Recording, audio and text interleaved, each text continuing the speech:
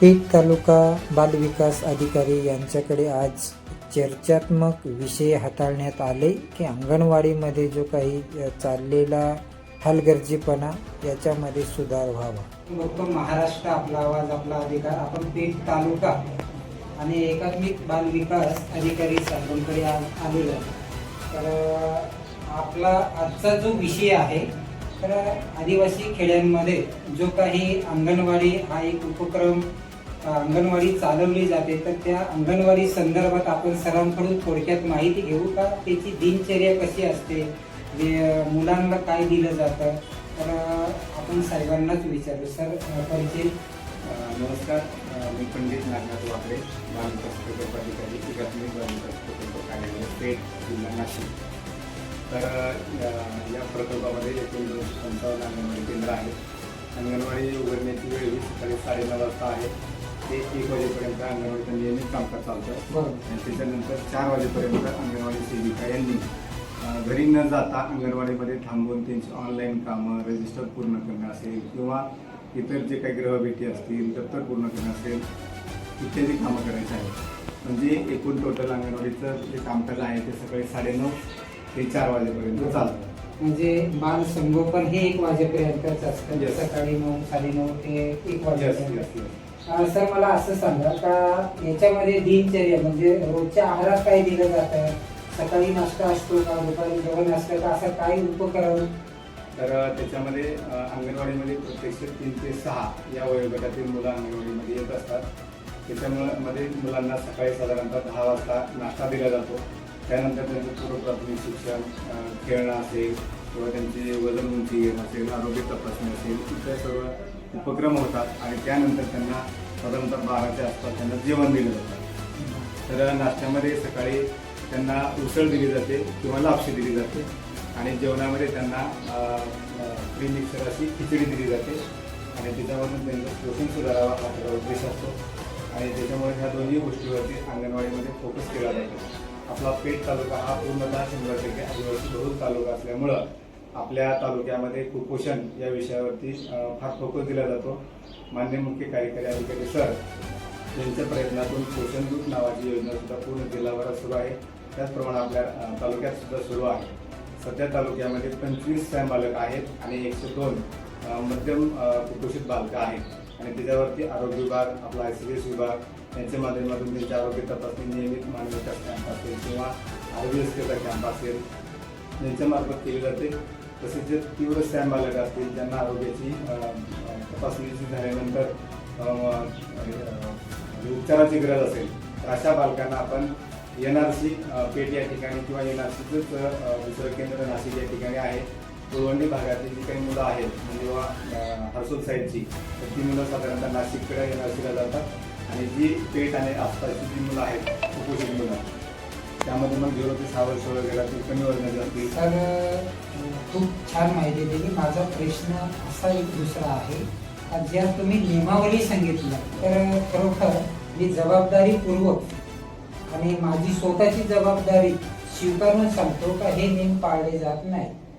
सकाळी 9:30 ते 1 वाजेपर्यंत काही अंगणवाड्या भरवतात, मी सगळ्यांवरती दोष देत नाही, पण काही अंगणवाड्या खाली नाश्ता वाटण्यासाठी म्हणजे खिचडी असो किंवा काय दिलं जात असेल ते वाटण्यासाठीच भरवतात, तेवढे पुरतात आणि त्याच्यानंतर त्या भरत नाही आणि त्यांची ती दिनचर्या मुलांना खिचडी, चिक्की किंवा शेंगदाणे जे काही दिले जाणारे घटक हे खरोखर त्यांच्यापर्यंत पोचले जात नाही। दुसरा विषय असा आहे का गरोदर माता जे असतात त्यांना जो पोषण आहार किंवा त्यांची जी काही गर्भाची वाढ होण्यासाठी किंवा स्तंभ मातांसाठी दिले जाणारा आहार याच्यात खूप मोठा घोळ ह्या काही अंगणवाड्या करतात।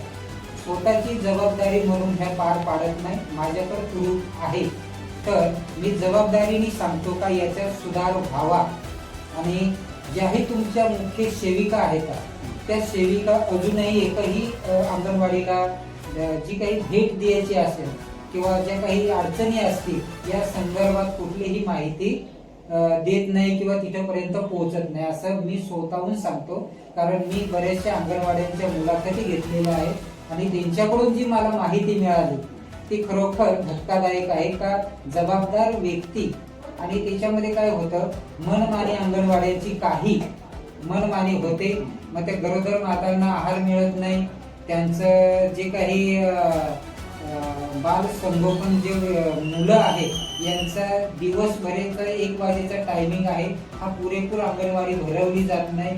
आणि बऱ्याचशा काही गोष्टी निदर्शनास आलेल्या आहेत का महिलांच्या अकाउंटवर जे पैसे पडायला, हा तुमचा रोल नाही, पण काही नावं नोंदणी करत नाही अंगणवाड्या. त्यांच्या चुकीमुळं काही काय होतं तर ते लाभार्थी वंचित राहून जातात. तर माझी तुम्हाला विनंती आहे का तुम्ही असा एक मीटिंग लावावी, त्याच्यामध्ये तुमच्या मुख्य सेविका आहेत, अंगणवाडी सेविका आहेत आणि त्यांना एक तुमच्या पद्धतीने मार्ग काढावा की याच्या पुढे कुठल्याही अंगणवाडीची कंप्लेंट आल्यास तात्काळ तिला पुढील कारवाई पण होईल आणि जर तिच्यामध्ये खरोखर चुकी आहे किंवा तिने काही घोळ केलेला आहे तर तिच्यावर दंडात्मक कारवाई किंवा तिच्या त्या पदावरून तिला काढण्यात यावं. कारण इथं मुलांच्या जीवाशी खेळणं म्हणजे मस्करी नाही. कारण बरेचशे ठिकाणी खूप असं खराब झालेले सुद्धा कडधान्य असतं, घुसळ म्हणा काही, तर हे सुद्धा व्यवस्थित चांगल्या पद्धतीने दिलं पाहिजे.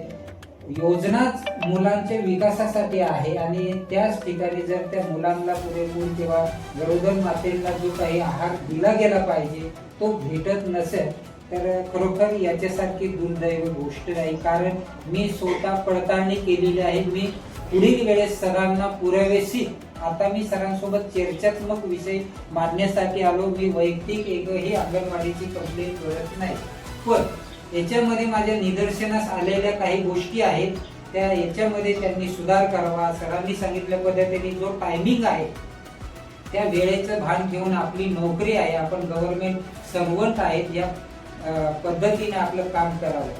धन्यवाद. सोपान पवार पे. माझा प्रत्येक ग्रामपंचायतला तालुक्यामध्ये 73 ग्रामपंचायत आहेत आणि त्या 73 ग्रामपंचायत मध्ये प्रत्येक ग्रामपंचायत मध्ये 2-4 गाव आहेत, तर प्रत्येक गावात अंगणवाडी असतेच आणि या अंगणवाडीला ग्रामपंचायत माध्यमातून 10% रक्कम ही दिली जाते. तर अंगणवाडी ही आपली सर्वस्व जबाबदारी असते. याच्यामध्ये सरपंच, ग्रामसेवक आणि गावातील सदस्य जे असतात यांची ही सर्वस्व जबाबदारी असते की जी अंगणवाडी गळती असेल त्याच्यावरती त्या छतची दृष्टीकरण किंवा विद्यार्थ्यांना काही त्या माध्यमातून दिलं जातं का, तर हे नियोजन त्यांनी करायचं आहे असं मी सांगू इच्छितो. का तर शासन आपल्या मुलांसाठी सर्व सुविधा द्यायला तयार आहे आणि देतो. नियोजन आपलं असलं पाहिजे, ग्रामपंचायतचं, सरपंचाचं, ग्रामसेवक, सदस्य आणि अंगणवाडी आणि गावातील तरुण वर्ग या गोष्टी काही गंभीरतापूर्वक काही गोष्टी आहेत. आपली अंगणवाडी जरी असेल, आपलं मूल जरी नसेल, पण आपल्या गावातील आपण नागरिक म्हणून आपली एक जबाबदारी आहे की अंगणवाडीत सर्व काही सुरळीत चाललंय का, त्या सर्व गोष्टी बघून आणि याच्यामध्ये जर काही तुम्हाला कमजोरी वाटली किंवा याच्यामध्ये जर तुम्हाला काही असं हलगर्जीपणा वाटला तर तात्काळ तुम्ही ते तालुका बाल विकास अधिकारी यांच्याशी संपर्क करावा आणि आपल्या गावची चित्रीकरण करून व्हिडिओ काढून ह्या सरांपर्यंत पोहोचवा. सर, याच्यामध्ये तुम्हाला काय वाटतं, याच्यात परिवर्तन कसं होईल? परिवर्तन होण्यासाठी आमचं संनियंत्रण तर आहे. माझ्या अंडरमध्ये ज्या सुपरवायझर्स असतात प्रत्येक सुपरवायझर यांच्याकडं 25 अंगणवाडीसाठी एक बीट असतं. परंतु आपल्या तालुक्यामध्ये सध्या 4 पदं रिक्त आहेत, त्याच्यामुळे 5 सुपरवायझरकडे 9 बीटांचा कारभार आहे. जनरली सर्व सुपरवायझर यांच्याकडे 2-2 बीट आहेत. कामाचा लोड आहे, परंतु याच्यामध्ये निश्चितच मी सुधारणा करेन. प्रत्येक सुपरवायझर यांनी रोज अंगणवाडी केंद्रांना व्हिजिट करून त्याचे जिओ टॅगिंग फोटो माझ्या ग्रुपवर मी मागून घेईन. तसंच अंगणवाडी सेविकांनी सुद्धा अंगणवाडी वेळेत उघडावी, मुलांना नाश्ता जेवण द्यावं, गृहभेटी कराव्या, कुपोषण निर्मूलन होईल याकडे सुद्धा लक्ष द्यावं आणि आपलं जे ऑनलाईन काम असेल आणि विविध योजनांचा लाभ आपल्या गावातील महिलांना देण्यासाठी कटिबद्ध राहावं. त्याच्यामध्ये सावित्रीबाई फुले बालसंगोपन योजना असेल, प्रधानमंत्री मातृवंदना योजना असेल, लेक लाडकी योजना असेल, या सर्व योजना ऑनलाईन आहेत. त्याचे व्यवस्थित डॉक्युमेंट कलेक्ट करावेत पालकांकडून पालकांकडे एखाद्या डॉक्युमेंट्स कमी असेल तर पालकांना मार्गदर्शन करावं, वेळेत डॉक्युमेंट त्यांच्याकडून प्राप्त करून लवकरात लवकर त्यांचे प्रस्ताव ऑनलाईन आपल्या सुपरवायझर यांच्याकडे द्यावेत की जेणेकरून आपल्याला त्यांना लवकरात लवकर लाभ देता येईल. दुसरी गोष्ट अशी की अंगणवाडी इमारत काही गळत आहेत, छोट्या मोठ्या दुरुस्ती आहे, त्याच्यासाठी 2-3 प्रकारे आपल्याला फंड अंगणवाडी स्तरावरती किंवा ग्रामपंचायत स्तरावरती असतो. त्यामध्ये 10% महिला बाल कल्याण निधी असतो, जो ग्रामपंचायतीच्या ताब्यात असतो. तो त्यांनी त्यांच्या GPDPच्या आराखड्यामध्ये ग्राह्य धरावा. तसंच पेसा निधी असतो. दुसरा आणखीन अंगणवाडी सेविकांना सुद्धा 2000 रुपये फ्लेक्झी फंड मिळतो, जो आता आपण त्यांच्या खात्यावर वर्ग करणार आहोत येणाऱ्या 4-5 दिवसामध्ये. तर तो त्या फंडाचा सुद्धा वापर करून अंगणवाडी सेविकांनी आपल्या अंगणवाडीमध्ये जे वॉटर प्युरिफायर असेल, TV असेल किंवा परसबाग असेल किंवा इतर छोटी मोठी गोष्टी, टॉयलेट असेल, तर तो त्यांनी दुरुस्त करावा की जेणेकरून आपली ही जी अंगणवाडी इमारत आहे सुंदर टापटीप दिसावी आणि आपल्या अंगणवाडीतील बालकं सुद्धा नियमित आकर्षित होऊन अंगणवाडीत येतील यासाठी प्रयत्न करायचा आहे. मी बालविकास प्रकल्प अधिकारी म्हणून यासाठी मी अशी उपाययोजना करणार आहे की पुढच्या आठवड्यामध्ये मी पूर्ण तालुक्यातल्या सेविकांची एक मीटिंग, त्यासोबत सुपरवायझरांची पण मीटिंग घेणार आहे आणि आपल्या तालुक्यातील अंगणवाडीचं काम सुधारलंच पाहिजे यासाठी कटिबद्ध राहून त्यांना सूचित करणार आहे. आणि पवारसाहेब यांनी अतिशय पोटतिरीतनं अंगणवाडी विषयावरती चर्चा घडून आणलेली आहे आणि खरोखरच त्यांचा अभ्यासू पण दिसलेला अभ्यासू पद्धतीने त्यांनी प्रश्न मांडलेले आहेत. जर कुठं गॅप राहत असतील, कुठं अंगणवाडीमध्ये दांड्या मारणं, कामकाज दिरंगाई करणं, काम सुकारपणं असं जर कुठं घडत असेल तर शासन निर्णयानुसार आम्ही त्यांच्यावरती नक्की कारवाई करणार. त्याच्यामध्ये मग त्यांचा महिन्याचा त्या दिवसाचा पगार कमी करणे असेल, असं जर वारंवार त्यांच्याकडून सुद्धा घडत असेल तर त्यांना कायमस्वरूपी कामावर कमी करण्याचा सुद्धा प्रस्ताव सुद्धा पाठवणार आहोत. तर यापुढं आमच्या अंगणवाडीताई आणि सुपरवायझर्स यांनी काळजीनं आपल्या कामावरती लक्ष द्यावं. पवार जबाबदारीने सांगतो की माझी वैयक्तिक एकही अंगणवाडीची कंप्लेंट नाही, पण माझे वैयक्तिक प्रत्येक अंगणवाडीला प्रश्न आहे की आपण नोकरी करतो आणि आपण नोकरी करतो म्हणजे त्याचा आपल्याला मानधन पगार मिळतो आणि आपण पगार घेतो म्हणजे आपण गव्हर्नमेंट सर्वंट आहे आणि आपली जबाबदारी त्यामध्ये मुलांना जो काही 9:30 ते 1 टायमिंग आहे याच्यामध्ये तुम्ही शिकवलं गेलं पाहिजे किंवा त्यांना जो काही नाश्ता आहे, जेवण आहे ते तुमचं त्या नियमित पद्धतीने झालं पाहिजे. त्याच्यानंतर 4 वाजेपर्यंत तुमचा जो ऑफिशियली टायमिंग, तुमचं रेकॉर्ड किंवा तुमचं काही लिखाण काम हे तुम्ही करावं.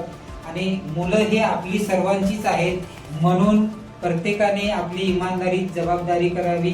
आणि याच्यामध्ये सरांनी सांगितलं तसं एक वेळेस समजावून सांगणं, दुसऱ्या वेळेस समजावून सांगणं, तिसऱ्यांदा त्या अंगणवाडीवरती कारवाई होईल अशी मी सरांना विनंती करतो. धन्यवाद. सोपान पवार, पेठ. तर पेठ तालुका बालविकास अधिकारी वाकडे साहेब यांच्यासोबत आज चर्चा करण्यात आली का अंगणवाडीमध्ये सुधार व्हावा, अंगणवाडींनी सुद्धा आपली जबाबदारी इमानदारीत पार पाडावी. धन्यवाद. सोपान पवार, पेठ.